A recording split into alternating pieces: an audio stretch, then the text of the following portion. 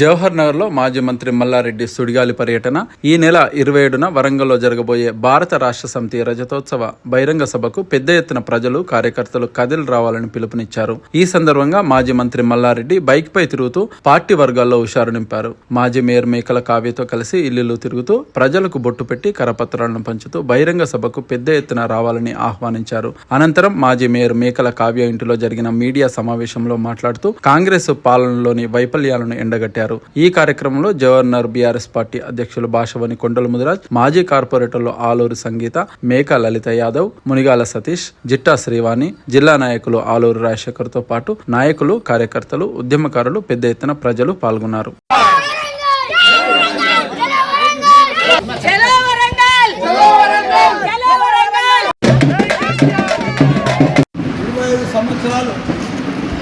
అడుగుపెట్టబోతున్నది కాబట్టి పెద్ద ఎత్తున సిల్వర్ జూబ్లీ ఇయర్ భారీ ఎత్తున కేసీఆర్ గారు చలో వరంగల్ అని అనౌన్స్మెంట్ చేసిండు.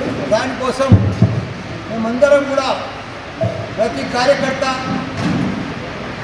ప్రతి మాజీ మేయర్ కానీ, పార్టీ ప్రెసిడెంట్ కానీ, మాజీ కార్పొరేటర్లు కానీ, మాజీ ఎంపీటీసీలు కానీ, సర్పంచులు కానీ, స్థానిక సీనియర్ నాయకులు కానీ, ఉద్యమకారులు కానీ ప్రతి ఒక్కరు కూడా ఇంటింటికి బొట్టు పెట్టి మనమందరం కూడా, ఎందుకంటే ఈ 15 ఏళ్ల ప్రభుత్వం మనం చూసినాం, వాళ్ళు ఆశ పెట్టి ప్రజలకు వమ్ము చేసి నమ్మకంతో ఏదో మాటలు చెప్పి, మాయ మాటలు చెప్పి వాళ్ళు కాంగ్రెస్ ప్రభుత్వంలోకి వచ్చినప్పటి సంది కాంగ్రెస్ వచ్చిన సంది దానికి నీళ్లు లేవు, పంటలకు సాగునీరు లేదు, సరిగ్గా కరెంటు లేదు, ఎక్కడ కూడా హరితారం లేదు, ప్రజలకు ఏడ సుఖం లేదు, ఏడ నిమ్మడం లేదు, పైసలు పుట్టలేదు, రియల్ ఎస్టేట్ అసలే లేదు. మొత్తం అంత కరోనా కంటే కూడా అధ్వానమైంది. 2 ఏళ్ళు కరోనా వచ్చినప్పుడు కూడా ఇంత అధ్వానం ఎప్పుడు కాలేదు. ఈ కాంగ్రెస్ వచ్చినాక మొత్తం దరిద్రమైపోయింది. రాష్ట్రమంతా ఎక్కడ కూడా ప్రజలు సుఖం అనేది లేనే లేదు, అసలు పైసలు లేనే లేదు. బంగారం ఒక డిమాండ్ తప్ప ఏ దాన్ని డిమాండ్ లేదు. ఎందుకంటే రియల్ ఎస్టేట్ ఇవన్నీ పడిపోతున్నాయి కాబట్టి ఎవరికి భరోసా లేదు. ఏదైనా పెళ్లిళ్ళకి అమ్ముకున్నామనే పరిస్థితి లేదు. అంత దూరం అయిపోయింది కాంగ్రెస్ ప్రభుత్వం.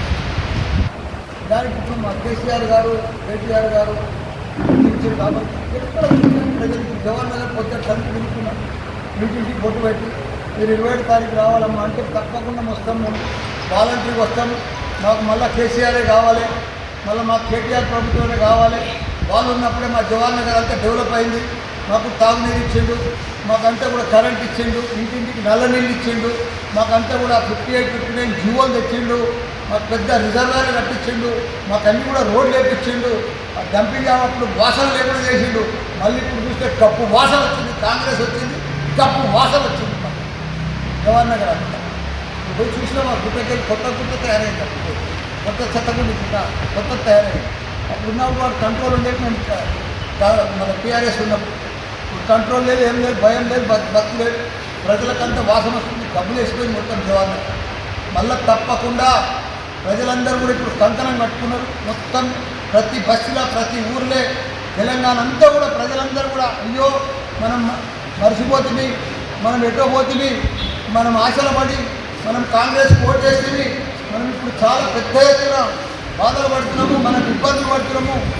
మన గురుకుల పాఠశాలలు కూడా కేసీఆర్ గారు 1000 గురుకుల పాఠశాలలు తెరిస్తే అవి కూడా సరిగ్గా మెయింటైన్ చేస్తలేరు.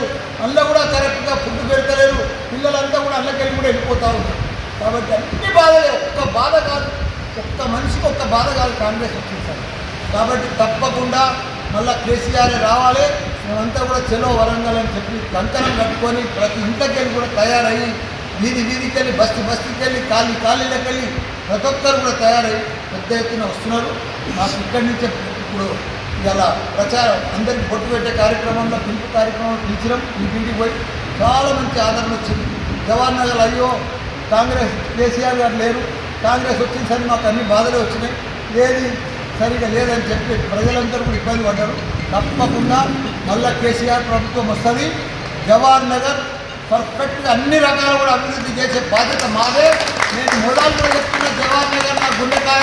ఇప్పుడు కూడా చెప్తున్నా, రేపు కూడా చెప్తున్నా, నేను పదవిలో ఉన్నా లేకున్నా జవహర్ నగర్కి ఎప్పుడు అభివృద్ధి చేస్తా, ఎప్పుడు దాన్ని హెల్ప్ చేస్తా. దానికి అన్ని కూడా గుళ్ళు కానీ ఇంకా రోడ్లు కానీ ఇవన్నీ కూడా నేను చేసే బాధ్యత నాదే. నేను ఇప్పుడు కూడా ఎమ్మెల్యే, తప్పకుండా ఇవన్నీ కూడా అభివృద్ధి చేస్తా. జవహర్ నగర్ తప్పకుండా ఒక మోడల్ సిటీ తయారు చేస్తాను కూడా అందరూ కూడా మనవి చేస్తున్నా. రాబోయే రోజులలో తప్పకుండా మన టీఆర్ఎస్ ప్రభుత్వం వస్తుంది. ఒక 3 ఏళ్ళు ఓపిక పడితే తప్పకుండా మన ప్రభుత్వం మళ్ళీ మనకు వస్తుంది. టీఆర్ఎస్ ప్రభుత్వం, మన కేసీఆర్ మళ్ళీ మనకు సీఎం అవుతాడు. అందరికి కూడా ధన్యవాదాలు. జై తెలంగాణ.